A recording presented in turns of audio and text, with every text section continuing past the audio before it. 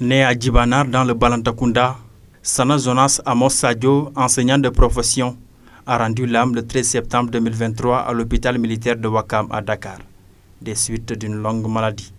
Une grosse perte pour la famille du défunt. Parce que Sana Jonas est quelqu'un qui est humble,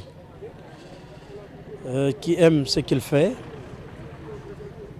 C'est pourquoi il a embrassé beaucoup de métiers. Sa famille, c'est la personne qui unit tous les membres de la famille. Toutefois qu'il y a quelque chose, des petits problèmes par-ci par-là au niveau de la famille, il n'hésite pas à utiliser ses moyens pour venir vraiment régler ce qui doit être réglé.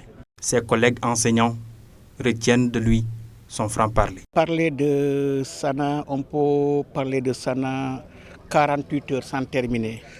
Sana, il était disponible à tout point de vue, à tout point de vue. Même quand il était à Dakar, sa femme peut me témoigner. La veille, on a échangé au téléphone. Quand il était à Dakar aussi, chaque fois, on échangeait. Mais ce qui m'a fait le plus mal, il me rassurait chaque fois que ça allait bien, sa santé s'est beaucoup améliorée. C'est quelqu'un qui n'a qu'un seul défaut dans sa vie. Et son seul défaut, c'est que ça n'en a pas de défaut. Il est toujours souriant. Même parfois, il y a des contentieux, il y a des arbitrages au sein de la structure, mais celui qui vient en sapeur-pompier, celui qui harmonise, celui qui tisse les relations.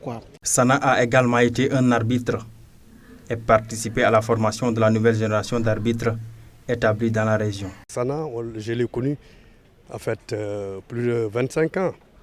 Parce que moi, quand je jouais effectivement mes dernières évolutions au niveau du Casa Sport, lui il était là, il était arbitre. Je pense que c'est une grosse perte parce qu'en le connaissant, c'est quelqu'un de très humble, c'est quelqu'un qui donne la possibilité à tout un chacun de s'exprimer devant lui et c'est quelqu'un aussi qui aime discuter. Et discuter, ce n'est pas pour discuter, mais pour trouver des solutions. Je pense que cet homme-là, vraiment, il est parti. Et pour moi, il reste un grand vide par rapport à ce que l'on connaît de l'homme. On l'a vu dans le stade, en train de faire des reportages de matchs, en train de prendre des photocopies des feuilles de match qu'il distribue gratuitement à tout un chacun. Je pense que cet homme-là, c'est une grosse porte pour la région de Ziguinchor et pour les sportifs. Après la messe dite à l'église vivante, la dépouille mortelle accompagnée de ses parents, amis et collègues au cimetière de Kantène, où l'homme aux multiples dimensions, Sana Sadio, reposera pour l'éternité.